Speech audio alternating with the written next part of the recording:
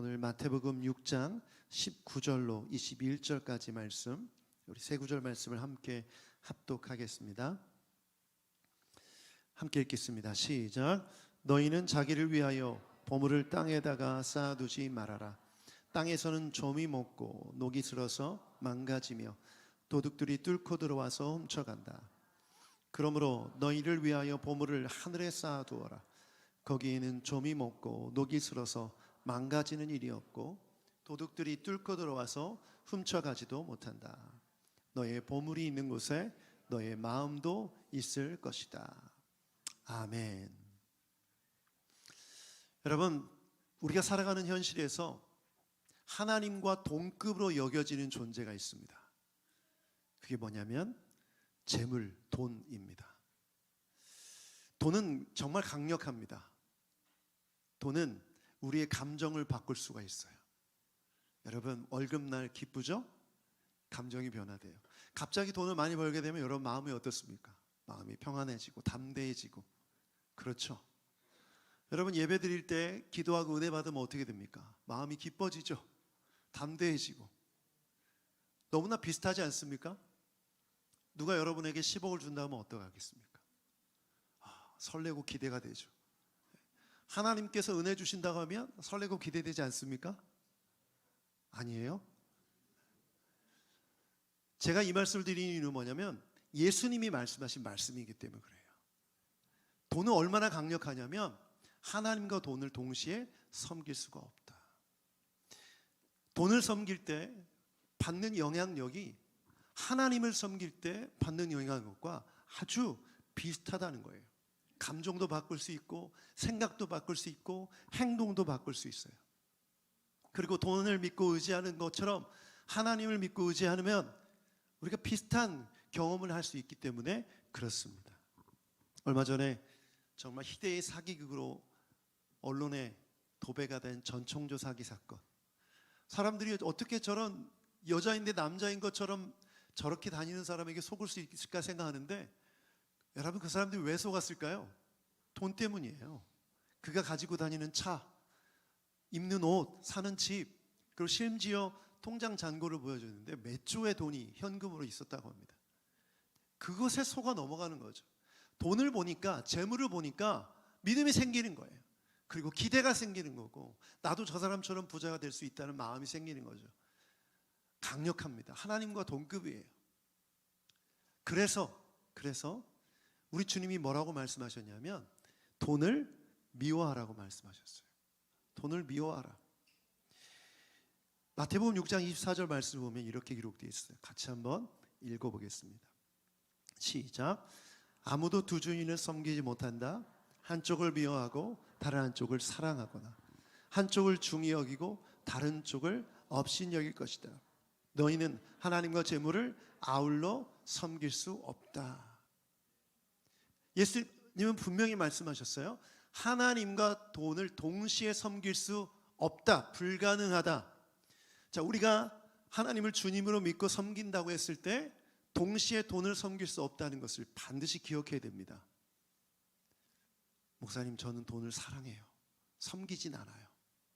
돈 있으면 좋잖아요. 안 된다는 거죠. 틀리다는 거예요. 이 말씀을 우리가 분명히 기억해야 되는 이유는 뭐냐면 한쪽을 사랑하면 한쪽을 업신 여길 수밖에 없다는 거예요. 돈을 사랑하게 되면 하나님을 업신 여기게 된다는 것이죠. 하나님을 사랑하면 반대로 돈을 미워하고 업신 여기게 된다는 거예요. 여러분, 예수님이 왜 이 말씀을 하셨냐면 그 당시 사두개인들이라는 제사장 계급인 사람들이 있었는데 이 사람들은 돈을 너무나 좋아했어요. 제사장인데 어떻게 돈을 좋아했는가? 그들은 자신들이 가지고 있는 종교적 권세를 가지고 사람들을 이용하고 권력자에게 아부해서 그들로 하여금 많은 재산과 많은 돈을 벌 수가 있었어요. 그래서 사두개인들의 믿음은 이런 믿음이 있었어요. 부활이 없다. 여러분, 논리적으로 부활이 없으면 뭐가 없죠? 영적 세계가 없죠. 영적 세계가 없으면 천국도 없는 거예요. 논리적으로 이렇게 되는 거죠. 그러면 가장 중요한 건 미래의 삶이 아니라 현재의 삶인 거예요. 그러니 내 삶을 보장해주고 나의 안전을 보장해주고 나를 행복하게 해주는 돈이 중요한 것이죠. 그런데 이 돈을 어떻게 벌고 있어요? 하나님의 이름으로 돈을 벌고 있어요. 종교적인 행위로 돈을 벌고 있다는 거죠. 아주 심각한 문제인 것이죠. 그래서 예수님이 아무도 두 주인을 섬기지 못한다라고 말씀하신 거죠. 그래서 여러분, 우리가 그리스도인으로서 나는 하나님을 사랑해. 그런데 돈도 좋아해. 돈도 사랑해. 돈 있으면 좋잖아. 여러분, 이런 메시지, 이런 생각 듣고 또 하고 있지 않습니까? 아주 위험한 생각이죠. 현재 우리가 살고 있는 이 시대 속에 일어나는 교회의 그 재정, 돈에 관한 스캔들, 목사님이 엄청난 천문학적 금액을 횡령하고 또 많은 재산을 가로채고 또 뒤로 빼돌리는 이런 사건들 보면 여러분 어떻습니까? 부럽지 않으세요? 아니죠. 어떻게 목사님이 저럴 수 있어, 이런 생각하죠. 그런데 목사님들만 그런가요? 여러분도 그런 생각 들지 않아요? 부자가 되고 싶지 않으세요? 돈 많이 벌고 싶지 않으세요? 왜냐하면 돈에 가지고 있는 힘이 강력하기 때문에, 하나님만큼 능력이 있다고 여겨지기 때문에 그 돈을 동시에 섬기기 원한다는 거예요. 디모데전서 6장 10절에 이렇게 말씀하고 있어요.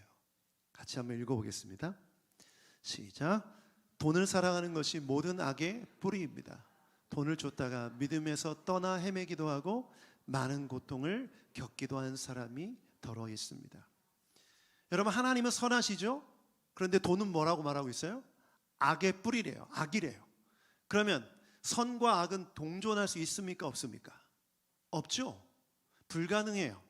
그러므로 돈의 정체는 악의 뿌리이기 때문에 하나님을 사랑하면서 동시에 돈을 사랑할 수 없다, 불가능하다라는 것입니다. 이것을 명확하게 주님이 말씀하셨어요. 그런데도 하나님과 재물을 동시에 섬기려는 사람들이 있습니다. 하나님의 이름으로, 주님의 이름으로 돈을 구하는 사람들, 부자가 되고 싶어하는 사람들, 열망을 가지고 있는 사람들, 그 사람들은 어떻게 되느냐? 돈을 쫓다가 믿음에서 떠나 헤매기도 하고 많은 고통을 겪기도 한다는 거예요. 왜냐하면 악의 뿌리를 섬겼기 때문에. 여러분, 이 사람을 두 마음 가진 사람이라고 표현할 수 있어요. 하나님도 사랑하면서 돈도 사랑하는 사람을. 마태복음 6장 21절 말씀 함께 다시 한번 읽어보겠습니다. 오늘 본문의 마지막 구절인데, 시작. 너의 보물이 있는 곳에 너의 마음도 있을 것이다. 너의 보물이 있는 곳에 너의 마음도 있을 것이다. 재물을 섬기면 그 재물에 마음이 있다는 거예요. 하나님을 섬긴다고 하면서 재물을 섬길 때 두 마음을 품게 된다는 것이죠. 그래서 이것에 대해서 야고보서 1장 8절은 이렇게 말하고 있어요. 같이 읽어보죠. 너무나 중요한 말씀이에요. 읽어보겠습니다. 시작. 그는 두 마음을 품은 사람이요 그의 모든 행동에는 안정이 없습니다. 안정감이 없다는 거예요. 여러분, 여러분의 삶을 한번 돌아보세요. 다른 사람 떠올리지 마세요. 남편이나 아내 쳐다보지 마세요. 자기 자신을 한번 돌아보세요. 나는 지금 안정감이 있는가? 안정감이 있는가? 불안해하고 있지 않은가? 치우치고 있지 않은가? 이런 상태라면 두 마음을 품었을 가능성이 아주 높습니다. 쉬울말 성경에는 이렇게 번역되어 있어요. 그들은 두 마음을 품은 자들로서 그들이 하는 일마다 갈피를 잡지 못하고 흔들릴 것이다. 갈피를 잡지 못하고 흔들릴 것이다. 여러분, 두 마음을 품은 사람들은 헷갈리는 거예요. 뭘 해야 될지 모르는 거죠. 이것인가 저것인가 늘 고민하고, 또 이것을 선택하고 나서 저게 아니었나 불안해하고 두려워하고 안정감이 없는 신앙생활을 한다는 것이죠. 그래서 저는 목회자로서 상담을 하다 보면 자신의 미래에 대해서, 현재에 대해서 불안해하고 두려워하는 사람들, 안정감이 없는 사람들을 많이 보게 돼요. 그 근본적인 원인이 여기 있다는 것을 알게 되죠. 한 마음을 품지 못하고 두 마음을 품었다는 거예요. 주님을 사랑하는 마음, 주님을 하나님으로 섬기는 마음이 있다면 흔들리지 않을 줄 믿습니다. 그런데 돈이 훅 들어오는 거예요. 재물이 훅 들어오는 거죠. 그런데 그게 들어오면 거기에 마음을 빼앗기게 된다는 거예요. 예배드리고 기도하고 말씀을 듣고 아멘하고 찬양하면 한 마음이 되는 것 같은데 다시 내 통장 잔고를 보면 돈이 훅 들어와서 거기에 또 마음을 빼앗기는 거죠. 여러분, 이것이 우리의 모습이고 우리의 현실입니다. 이 시대를 생각해 보면 우리는 돈의 영향을 받을 수밖에 없어요. 강력한 돈의 힘을 눈으로 보기 때문이죠. 누가 집 샀다, 차 샀다, 돈 벌었다 흔들리지 않습니까? 요즘 30대, 20대 직장인들 얘기 들어보니까 갑자기 직장을 때려치는 동료들이 있다면서요. 아무 말도 안 하고. 그리고 나중에 들어보면 인스타에 외제차가 올라오고 코인으로 돈 벌었다는 거예요. 그런 일들이 심심치 않게 많이 일어났었죠. 최근의 일입니다. 먼 얘기도 아니에요. 많은 사람들이 큰 돈을 벌고 싶어서 부동산, 주식, 코인 관심이 진짜 많죠. 이것은 무엇을 뜻하죠? 마음이 거기에 있다는 것을 뜻해요. 마음이 거기에 있다는 것을 뜻해요. 제가 예전에 부교육자로 있을 때 하영주 목사님과 세미나를 했을 때 한 목사님이 질문을 했어요. 목사님, 요즘 주식 투자를 해외에 있는 목사님, 미국 목사님들도 많이 하고 하는데 주식 투자하는 거 어떻습니까? 목회자들도 해야 되지 않습니까? 그랬더니 한 목사님이 그렇게 말씀하셨어요. 둘 중에 하나만 하세요. 주식 투자하면 주식 투자만 하든지 목회를 하고 싶으면 목회를 하든지. 그 이후에 얘기를 들었는데 한 부목사님이 주식에 대한 마음을 가지고 주식을 시작했는데 정말 잘하더래요. 진짜로. 너무 잘해서 다른 목사님들이 내 돈 좀 이렇게 불려달라고 말하고 싶을 정도로 실제로 그랬고, 이분이 너무 주식을 통해서 돈을 많이 버니까 그걸 이제 목사님이 알게 됐고 그분이 결국은 사임하게 됐습니다. 그렇게 그때 그 말씀을 하신 거예요. 당신은 이것만 하라고, 목회하지 말라고. 왜죠? 두 주인을 섬길 수 없기 때문이죠. 교회를 섬기면서 돈의 마음을 빼앗겨서 모든 시간을 주식 차트 바라보고 있는 거죠. 매일같이 성경 볼 때 신문을 보는 거예요. 뉴스를 보는 거예요. 오늘 주식 동향이 어떻게 되는지, 미국이 지금 어떻게 되고, 미국 금리가 어떻게 되고 있는지, 한국 금리가 어떻게 되고 있는지, 부동산은 어떤지, 이걸 하루 종일 살피고 있는 거예요. 그래서 내일 시장을 예측하고 어떻게 잘하냐고 이렇게. 저도 조금 해봤거든요. 저도 잠깐 해봤는데 진짜 하루 종일 그것만 들여다보고 있더라고요. 내 피 같은 돈이 여기 들어갔으니 이걸 보고 있을 수밖에 없는 거예요. 여러분, 이것이 인간이에요. 별반 저와 여러분 다르지 않다고 생각해요. 여러분, 무엇을 뜻하냐면 돈이 있는 곳에 마음이 가게 돼 있다는 거죠. 누가 그렇게 돈 벌었다면 거기에 마음을 빼앗기는 거예요. 나는 뭐 했나 자괴감이 들고. 이런 시대에 우리가 살고 있다라는 거예요. 여러분, 이런 생각을 하게 되면 우리의 신앙조차 흔들리게 됩니다. 그런 생각도 들어요. 차라리 아무것도 안 하고 가만히 있으면, 믿음만 가지고 살아가면 하나님이 돈도 벌게 해주시고 먹을 것 다 갖다 주시면 얼마나 좋을까. 데살로니가 후서에 이런 말씀 있죠. 일하지 않는 자는 먹지도 마라. 성경은 또 열심히 일하래요. 돈 벌라는 거죠. 그러면 도대체 어떻게 하라? 어느 장단에 춤을 추라는 겁니까? 돈을 열심히 벌라는 겁니까? 벌지 말라는 겁니까? 돈을 벌되 거기에 마음을 두지 말라는 거죠. 너무나 간단한 메시지예요. 그런데 이게 쉬우냐는 거예요. 쉽지 않다는 거죠. 우리가 열심히 해서 돈을 벌게 되면 돈 때문에 더 욕심이 생기게 되고, 더 벌고 싶고, 더 벌면 더 많은 것을 누릴 수 있기 때문에 더 거기에 집중하게 되는 거예요. 시간과 내 모든 노력을 거기에 투자하게 되는 거죠. 그래서 오늘 본문 말씀은, 우리 주님께서 우리에게 주신 말씀은 보물을 어디에 어떻게 해라? 땅에다 쌓아두지 마라.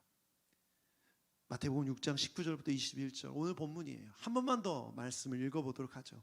예수님이 왜 이 말씀을 주셨는지 알게 됩니다. 19절부터 시작. 너희는 자기를 위하여 보물을 땅에다 쌓아두지 말아라. 땅에서는 점이 먹고 녹이 슬어서 망가지며 도둑들이 뚫고 들어와서 훔쳐간다. 그러므로 너희를 위하여 보물을 하늘에 쌓아두어라. 거기에는 좀이 먹고 녹이 슬어서 망가지는 일이 없고 도둑들이 뚫고 들어와서 훔쳐가지도 못한다. 너의 보물이 있는 곳에 너의 마음도 있을 것이다. 보물을 하늘에다 보관하라는 거예요. 자, 땅과 하늘을 구분하고 있어요. 땅은 현실 세계죠. 현실 세계에 그 재물을 두게 되면 망가지고 훔쳐간다는 거예요. 도둑들이. 땅은 보물을 부패하는 곳이기 때문에, 도둑들이 득실되는 곳이기 때문에, 사기꾼이 득실되는 곳이기 때문에 땅에 쌓아두지 말라는 거예요. 그런데 하늘은 어떤 곳입니까? 보물이 부패되지 않아요. 왜? 도둑이 없기 때문에. 훔쳐갈 수도 없고 부패되지도 않는다. 그러므로 하늘, 영적 세계에 보물을 쌓아두라. 그러면 어떻게 되죠? 보물이 있는 곳에 뭐가 있다고 했죠? 내 마음이 있다고 했어요. 내 재물을 하늘에 쌓아두면 하늘 소망을 갖게 된다는 거예요. 하늘을 바라보며 하늘을 소망하며 살게 된다는 것이 말씀의 논리이며 메시지인 것이죠. 아까 제가 사두개인들 말씀드렸죠. 사두개인들이 열심히 돈을 모았어요. 그리고 자손들에게 물려줬어요. 현실의 세계, 현세가 중요했기 때문에 그들의 소망은 땅에 있었어요. 그 재산을 지키기 위해, 더 얻기 위해, 빼앗기지 않기 위해 늘 긴장하며 살고 늘 눈을 부릅뜨며 누가 도둑인지 살피고 살았어요. 재물의 마음을 빼앗겨서 하나님을 섬기는 건 재물을 얻기 위한 도구일 뿐이지 진정으로 사랑하는 마음을 그들은 섬기지 않았다는 거죠. 부활도 믿지 않고 천사도 믿지 않고 악마도 믿지 않았어요. 오직 현실 세계만 있는 거예요. 돈만 믿은 것이죠. 여러분, 우리가 이것을 기억해야 됩니다. 이 땅에 살아갈 때 돈이 가지고 있는 영향력, 거기에 묶이면 어떻게 살게 되는지 우리는 반드시 알아야 됩니다. 그래서 여러분, 성경은 아주 간단하게 말하고 있어요. 디모데전서 6장 8절 같이 한번 읽어보겠습니다. 시작. 우리를 먹을 것과 입을 것이 있으면 그것으로 만족해야 할 것입니다. 오늘 옷 다 입고 오셨죠? 예쁘게 멋있게 잘 입고 오셨습니다. 아침 드셨어요? 아침 안 드신 분들 계시죠? 교회에서 점심 줍니다. 먹을 것도 있고 입을 것도 있네요. 잘 것도 있으시죠? 네, 뭐 하라고요? 그러면 만족하라는 거죠. 우리가 주님을 섬긴다고 했을 때 돈에 대한 우리의 태도가 바로 이것이어야 된다는 것입니다. 만약 입을 옷도 없고 먹을 음식도 없고 잘 것도 없으면 교회가 도울 겁니다. 저한테 얘기하세요. 우리 교회 재정으로 여러분 도울 겁니다. 그러나 여러분이 기본적으로 이 세 가지가 해결되고 있다면 일단 만족하셔야 돼요. 이것이 가장 중요한 기본적인 태도입니다. 만약 이것이 되지 않으면 우리 안에 탐욕이 있다는 증거예요. 만족이 없다는 건 탐욕이 있다는 것이죠. 그 탐욕, 주님 보실 때 기뻐하시지 않는 것이고, 이 탐욕은 결국 돈을 섬기게 되고 마음을 빼앗기게 돼서 악을 행할 수 있기 때문에, 그리고 이 탐욕은 하늘 소망을 빼앗아 가기 때문에 반드시 자족하고 만족해야 되는 줄 믿습니다. 아멘. 이것을 어떻게 우리가 실천할 것인가, 오늘 말씀의 핵심이죠. 이젠 믿음으로 헌금하십시오. 여러분이 만족하고 자족했다면 하나님께서 주신 것의 일부를 하나님께 돌려드린 의미로 헌금하십시오. 이것이 주님께서 우리에게 주신 명령입니다. 그래서 오늘 말씀을 마무리하면서 세 가지를 나누며 기도했으면 좋겠어요. 첫 번째는 헌금의 대상입니다. 우리가 헌금을 믿음으로 드리는데, 믿음으로 드리는 이 헌금은 누가 받으시죠? 하나님이 받으십니다. 사람에게 주는 것이 아닙니다. 목사에게 주는 것이 아닙니다. 어떤 분이 그러시더라고요. 저한테, 목사님 사업 잘 되시냐고, 교인들이 열심히 헌금하지 않냐고, 그걸로 어떻게 잘 사시냐고. 제가 굉장히 기분이 나빴는데 그분은 아무것도 모르니 그렇게 말할 수밖에 없죠. 그런데 여러분, 우리의 생각 속에 혹시 이런 생각 갖고 있다면 잘못된 생각입니다. 우리가 헌금을 드릴 때 그 헌금을 받으시는 분은 하나님이신 줄 믿습니다. 그러므로 헌금은 하나님을 향한 신앙 고백이에요. 뭐죠? 돈이 내 인생의 주인이 아니라 하나님이 내 삶의 주인이십니다. 이것을 선포하는 것이 헌금인 줄 믿습니다. 그러므로 여러분, 헌금 드릴 때 믿음으로 드리고 있는지를 점검해야 돼요. 액수가 중요한 게 아니에요. 내가 지금 헌금을 드릴 때 나는 주님이 나의 하나님이시며 돈이 내 주인이 아니라 하나님이 내 주인임을 고백하고 있는지를 돌아보는 여러분 되길 축복합니다. 제가 예전 교회에 있을 때 헌금대 앞에서 헌금 넣기 전에 정말 길게 기도하시는 분이 있었어요. 그 모습이 처음에 의아하게 생각됐는데 감동이더라고요. 그리고 헌금 그 봉투 앞에 깨알같이 기록되어 있는 그 기도의 고백들이 있었는데 그걸 넣기 전에 정말 진심을 다해 기도하고 헌금을 하더라고요. 저는 그 모습이 굉장히 아름답게 보였어요. 왜냐하면 그냥 회비 내듯이 뭐 의무적으로 하는 것이 아니라 자신의 삶을 다 들여 헌금하는 마음으로 보였기 때문이에요. 여러분, 봉투로 헌금하시는 분들은 이런 마음으로 헌금하시길 바랍니다. 하나님을 향한 믿음의 고백이기 때문에 그렇습니다. 코로나 이후에 온라인으로 헌금하는 분들 계시죠? 마지막 송금 버튼 누르기 전에 기도하세요. 송금 버튼 누르기 전에 기도하시고, 하나님, 이것은 내 믿음의 고백입니다. 주님은 이 액수를 보시는 것이 아니라 내 중심을 보시는 줄 믿습니다. 과부의 2렙돈, 바리새인이 막 거들먹거리며 동전 소리가 나게끔, 나는 이렇게 많이 헌금해, 드린 헌금보다 과부가 드린 그 두 렙돈, 그 두 입의 헌금을 더 귀하게 보신 하나님, 그 중심을 보신다는 것을 기억하고 주님께 헌금을 드리는 여러분들에게 축복합니다. 그러므로 헌금은 돈이 아니라 믿음이에요. 돈이 아니라 믿음이에요. 두 번째, 헌금을 드릴 때 우리가 가져야 될 믿음의 내용은 무엇인가? 여러분, 헌금은 하나님의 약속이 있는 행위입니다. 고린도서 9장 6절을 보면 이렇게 말씀하고 있어요. 같이 한번 읽어보죠. 시작. 요점은 이러합니다. 적게 심는 사람은 적게 거두고 많이 심는 사람은 많이 거둡니다. 여러분, 지금 이 본문 말씀 고린도후서 9장은 예루살렘 교회를 향한 헌금을 모으는 과정이에요. 그런데 바울 사도는 이렇게 얘기합니다. 적게 심는 사람은 적게 거두고 많이 심는 사람은 많이 거둡니다. 헌금을 씨를 심는 것에 비유했어요. 너무나 당연한 논리죠. 밭이 이렇게 100평이 있다고 쳐요. 그러면 100평에다가 열심히 씨를 다 심은 사람은 그 100평이 낼 수 있는 수확을 거둘 수 있겠죠. 그런데 조금만 심었어요. 그럼 조금밖에 못 거두는 거죠. 이 당연한 논리를 가지고 우리가 하나님 앞에 믿음으로 헌금을 드릴 때 그 믿음에는 어떤 약속이 있냐?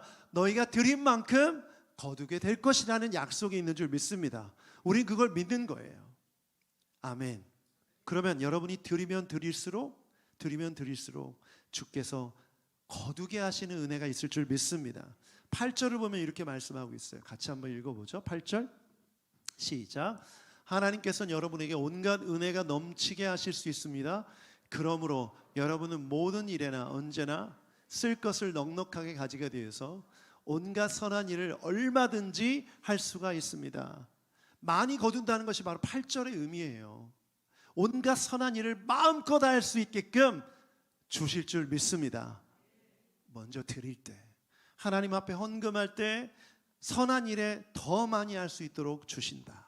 10절 말씀 이렇게 말씀하고 있어요. 10절 한 번 더 읽어보죠. 시작.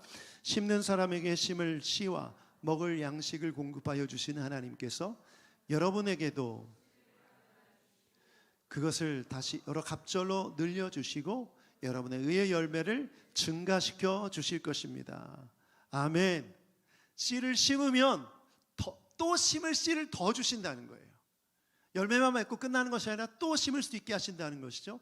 갑절로 늘려주신다. 우리가 헌금을 드릴 때 이 헌금 안에는 이런 약속의 말씀이 있다는 거예요. 이것을 씨 뿌리는 자의 비유로, 씨의 비유로 말씀하시는 것이죠. 여러분, 드리면 없어지는 것이 아닙니다.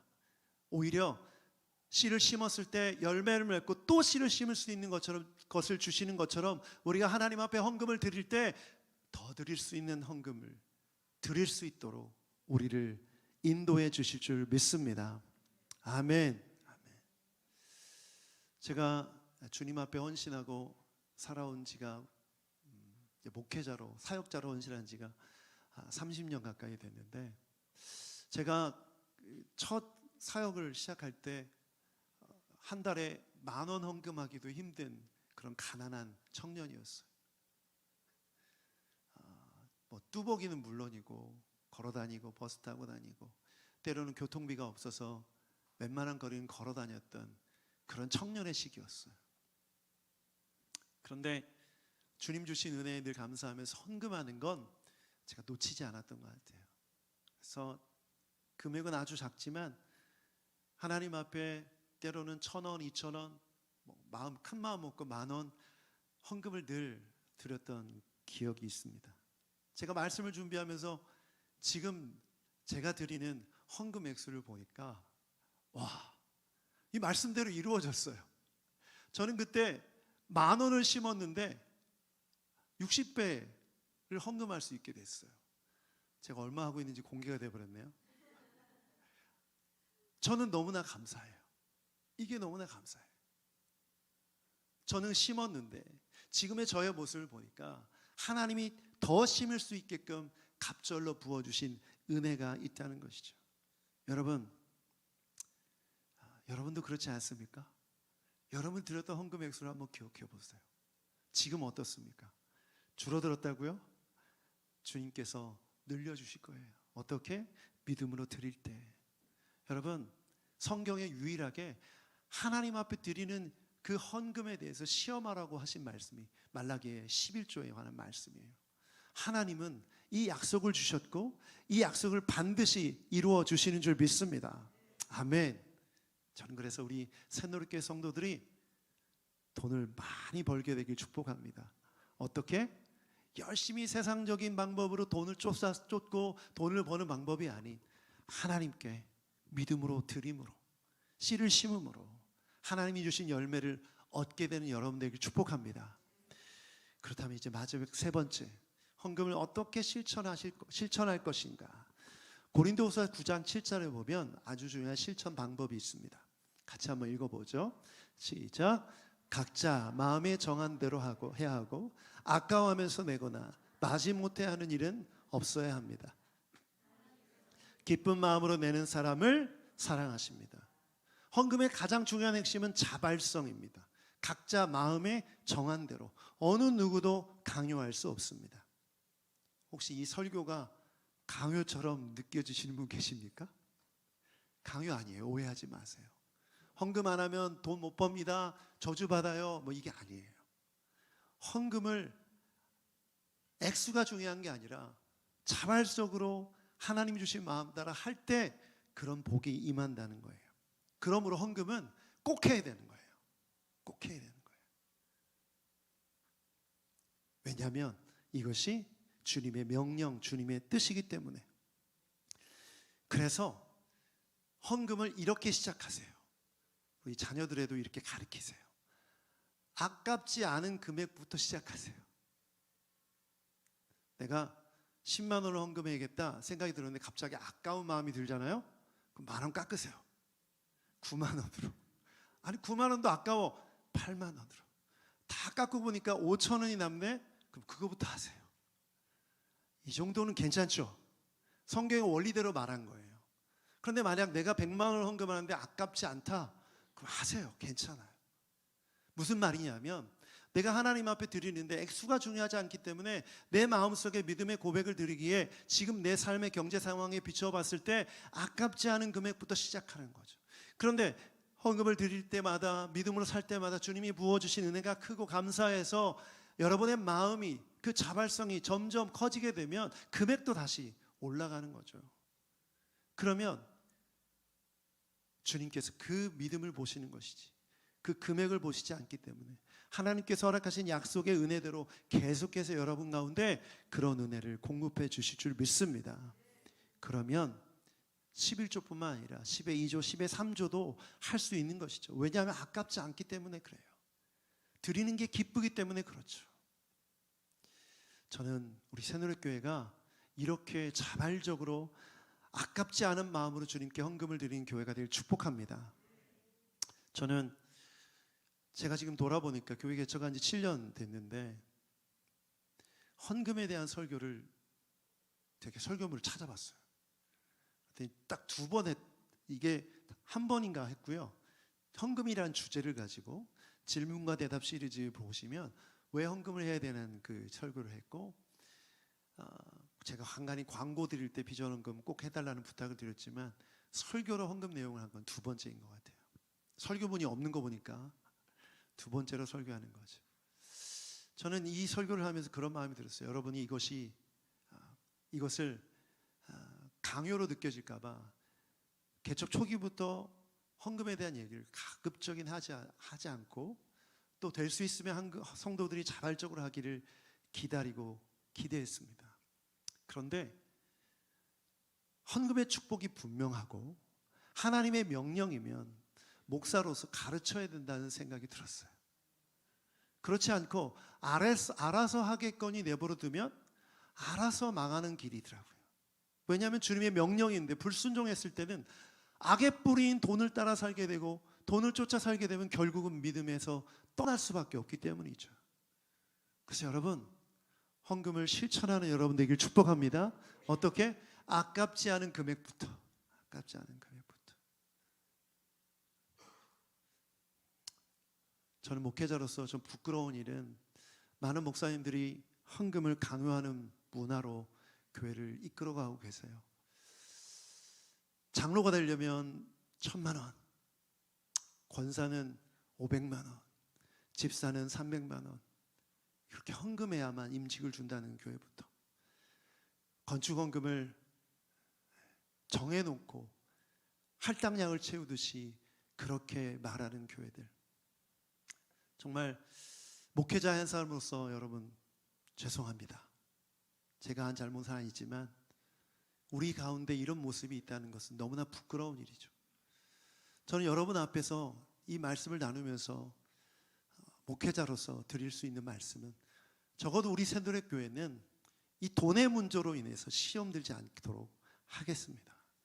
그리고 여러분이 정말 드린 헌금은 오직 교회를 위해 주님을 위해 쓰일 수 있도록 노력하겠습니다.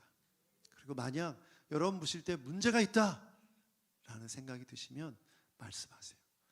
그것이 합당하다면 교회는 따를 것입니다. 중요한 것은 주님의 뜻이고 명령이기에 여러분 꼭 순종하시길 바랍니다. 그러면 반드시 여러분에게 놀라운 하나님의 축복이 임할 줄 믿습니다. 말씀을 마무리하면서 여러분, 헌금은 위대한 믿음의 선포입니다. 여러분이 드린 헌금은 내 인생의 주인은 하나님이라는 찬양의 선포와 같은 것입니다. 그리고 이렇게 믿음으로 드릴 때 하나님은 더 채워주실 줄 믿습니다. 그래서 결국 이것은 어떻게 되는가? 하나님께서 세우신 교회 공동체를 든든히 하고 교회를 통해서 온 열방에 이 물질이 흘러가 결국 하나님의 나라가 이 땅에 세워지게 되는 그런 힘이 되는 것이죠. 사랑하는 여러분, 하나님께서 계속해서 여러분의 삶에 놀라운 복과 은혜를 부어주시기를 축복합니다. 재물을 주실 줄 믿습니다. 그러나 그 재물의 마음을 빼앗기지 않고 믿음으로 헌금을 드리십시오. 그러면 더 채워주시고 우리의 삶을 통해 하나님의 영광과 역사가 나타날 줄 믿습니다.